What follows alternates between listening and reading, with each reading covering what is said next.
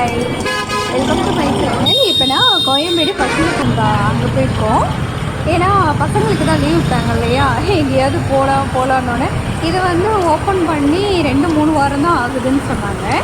அதனால் சரி இன்றைக்கி போகலாம் அப்படின்ட்டு போனோம். இதெல்லாம் பார்த்திங்கன்னா ஒரு கார்டன் மாதிரி வச்சுருக்காங்க.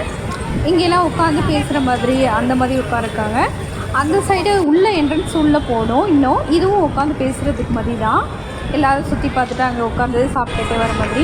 இது வந்து பிள்ளைங்களுக்கு இங்கே விளையாடுறதுக்கு, அப்புறம் ஸ்கேட்டிங் விளையாடுறதுக்கு, அப்புறம் சிலம்பம், அது எல்லாமே உள்ளேயே சொல்லி கொடுக்குறாங்க.